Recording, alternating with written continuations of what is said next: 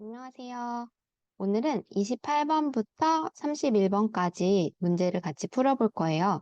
28번부터 31번까지 문제는 괄호 안에 알맞은 내용을 고르는 문제인데요. 이 문제는 16번부터 18번까지 문제랑 같은 유형이에요. 그런데 문법하고 어휘가 조금 더 어려워졌다는 다른 점이 있습니다. 그래서 이 문제도 여러분이 알고 있는 문법과 어휘를 최대한 활용해서 문제를 푸는 방법을 선택을 해야 하는데요. 28번부터 같이 볼게요. 최근 한국의 편의점 업체가 해외로 진출하면서 현지에서 큰 인기를 끌고 있다. 한국에 있는 편의점, 뭐 GS25 아니면 뭐 CU 이런 편의점 업체가 해외로 진출을 했어요. 해외에 가게를 열었습니다. 자, 인테리어에서 판매 상품까지 땡땡땡 어떤 전략을 썼기 때문입니다. 어, 인테리어에서 판매 상품까지 파는 물건까지 어떤 전략, 방법을 썼기 때문에 인기를 끌고 있어요. 어떤 전략인지 1번부터 4번까지 내용이 나와 있겠죠? 보통 마트가 해외에 진출할 때는 현지인의 취향에 맞추려고 하는데, 현지인은 뭐예요? 원래 그 나라에 살고 있는 원래 사람들, 그 나라 사람들의 취향, 그 나라 사람들이 좋아하는 거, 그것에 맞추려고 하는데, 이 편의점 업체는 이와 반대되는 방법을 써서 성공한 것이다. 자, 현지인의 취향에 맞추는 것과 반대되는 방법이 여기 어떤 전략이겠죠? 자, 1번부터 4번까지 한번 볼게요. 빠뜨리지 않고 홍보하는, 인테리어에서 판매 상품까지 빠뜨리지 않고 모두 다 홍보하다는 광고하다랑 비슷한 말이죠. 광고하는 전략을 썼습니다. 여기 광고하는 내용은 나와 있지 않아요. 자, 2번. 판매자의 기호에 맞추는, 판매자는 누구야? 물건을 파는 사람이죠. 판매자의 기호. 물건을 파는 사람이 좋아하는 것에 맞추는. 자, 여기는 지금 현지인의 취향에 맞추려고 한 것과 반대되는 방법을 썼다고 했지? 판매자, 물건을 파는 사람이 좋아하는 것을 파는 그런 전략을 썼다는 이야기는 나와 있지 않아요. 그래서 이것도 X. 자, 3번. 편의점의 특성을 최대한 감추는. 여러분, 편의점의 특성이 뭐예요? 24시간 한다. 그리고 우리가 빠르게 필요한 물건을 빠르게 구입할 수 있다. 그리고 필요한 물건을 대부분 다 가지고 있다. 이런 정도의 특성이 있겠죠. 이런 특성을 최대한 감추는 보여주지 않는다. 이런 뜻이죠. 이런 거는 좀 아닌 것 같아요. 4번. 한국 편의점을 그대로 재현하는. 한국에 있는 편의점을 그대로 옮겨간 것 같이 그런 전략을 썼어요. 어, 맞는 것 같죠? 현지인의 취향에 맞추면 그 나라 사람들이 좋아하는 물건, 그 나라 사람들이 좋아하는 인테리어로 편의점을 바꿔야 하는데 이 편의점은 한국의 편의점을 그대로 똑같이 가지고 갔어요. 자, 그래서 반대되는 방법이겠죠, 이것이. 그래서 한국의 편의점을 그대로 재현하는 전략, 이런 방법을 썼기 때문에 인기를 끌 수 있었다. 답은 4번이 되겠죠. 자, 다음으로 넘어가겠습니다. 29번. 자, 고대 이집트 피라미드를 건축할 때, 여러분, 이집트 피라미드 뭔지 다 알죠? 이렇게 삼각형으로 생긴 왕의 무덤. 고대 이집트 피라미드를 건축할 때, 거대한 바위, 돌, 큰 바위를 모래 위에서 운반해야 했는데, 이집트는 사막이에요. 자, 그래서 모래가 많아요. 모래 위에서 큰 바위를 옮겨야 하는 일이 있었어요. 이를 위해서는 어떤 기술이 중요했습니다. 모래 위에서 바위를 옮길 때 필요한 기술이 있었겠죠. 이 기술이 중요했습니다. 자, 모래에 수분이 일정하게 유지되면 모래 안에 물이 계속 똑같은 상태로 계속 모래 안에 물이 있으면 모래길이 단단해져요. 길이 딱딱해져요. 단단해져요. 튼튼해져요. 자, 그래서 운반이 수월했기 때문이다. 운반은 뭐예요? 물건을 옮기는 일이죠. 운반이 수월했어요. 물건을 옮기는 일이 쉬웠어요. 그래서 모래길이 단단해지려면 모래 안에 일정한 물이 있어야 됩니다. 이런 뜻이겠죠. 실제로 고대 벽화에는, 벽화는 뭐예요, 여러분? 옛날 사람들이 벽에 그림을 그렸어요. 일상생활을 그리기도 하고, 어떤 의식을 그리기도 하고, 고대 벽화에는 바위를 운반하는 길 위에, 바위를 옮기는 그 길 위에 사람들이 물을 뿌리고 있는 장면이 묘사되어 있다, 그려져 있다. 어, 고대 벽화에는 사람들이 모래에다가 물을 뿌리고 있는 장면이 그려져 있습니다. 이런 내용이겠죠? 자, 그러면 이 괄호 안에는 모래에 모래, 물. 이것과 관계가 있는 내용이 들어가야겠죠? 1번부터 봅시다. 적정량의 물을 뿌리는 기술이 중요했다. 적정량은 적당한 양, 이런 뜻이겠죠? 적정량의 물을 뿌리는 기술이 중요했다. 어디에? 모래에. 맞는 것 같아요. 2번도 한번 볼게요. 모래를 부드럽게 만드는 기술이 중요했다. 여러분, 모래가 부드러우면 발이 푹푹 빠지고 물건을 옮기기가 쉽지 않아요.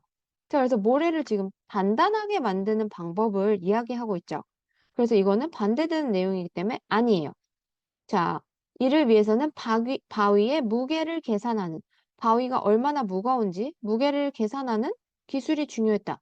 지금 이 글에서는 바위의 무게에 대한 이야기는 나와 있지 않아요. 모래하고 물, 그 모래를 단단하게 만드는 그런 내용이 들어간 내용이 필요하겠죠. 자, 그래서 바위의 무게를 계산하는 X, 운반하는 사람들을 배치하는, 바위를 옮기는 사람들, 뭐 키가 큰 사람은 앞에 가고, 키가 작은 사람은 뒤에 가고, 힘이 센 사람은 앞에 놓고, 이렇게 사람들을 어디에 놓는지에 대한 이야기는 나와 있지 않아요. 자, 그래서 정답은 1번. 이를 위해서는 모래에 적정량의 물을 뿌리는 기술이 중요했습니다. 자, 이런 내용이 오면 되겠죠? 자, 29번은 1번입니다. 다음 문제 볼게요. 30번. 일부 프로농구 리그에서는 반드시 주황색 공을 쓰게 하고 있다. 여러분, 농구 다 알죠? 어, 프로 농구 리그에서는 주황색 공을 쓰게 한대요. 여러 이유가 있지만 이 주황색 공을 쓰는 데는 여러 가지 이유가 있어요. 그 중 하나는, 여러 가지 이유 중에 하나는 어떤 것에 있다. 이유를 여러분들이 고를 수 있어야겠죠? 그 중에 하나는 바닥에 공을 많이 튕겨야 하는 농구의 특성상, 여러분 농구 어떻게 해요? 공을 계속 이렇게 쳐서 바닥에 탕탕탕탕탕탕 치면서 하는 운동이에요.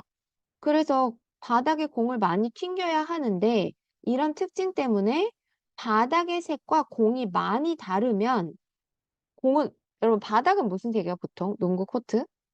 보통 나무로 만들어져 있어요. 그래서 뭐 갈색, 뭐 황토색, 흑색 이런 정도 누런색의 바닥이 농구 코트의 색깔이죠. 자, 그런데 농구의 특성상 공이 바닥의 색과 많이 다르면 선수나 관중, 농구를 구경하는 사람들 모두 부담을 느낄 수 있어요. 만약에 바닥은 노란색인데 공이 파란색이에요. 바닥은 노란데 공이 뭐 초록색이에요. 그러면 공이 계속 이렇게 튕겨야 하는데, 그러면 사람들이 너무 부담스러워, 피곤해져요. 자, 그래서 이런 이유 때문에 주황색 공을 쓰게 하는 거예요. 자, 그럼 1번부터 4번까지 볼게요. 주황색 공을 쓰는 이유가 골을 잘 넣게 하려는, 여기에는 골을 넣는 거는 위에 있는 거죠. 이거는 지금 바닥과 공의 관계예요. 자, 그래서 골을 잘 넣게 하려는 데 있다. 이것은 나와 있지 않아요. 자, 여러 가지 이유가 있지만 그 중 하나는 공이 잘 보이게 하려는. 만약에 공이 잘 보이게 하려면 바닥의 색깔과 공의 색깔이 완전히 달라야겠죠. 반대되는 색깔이거나.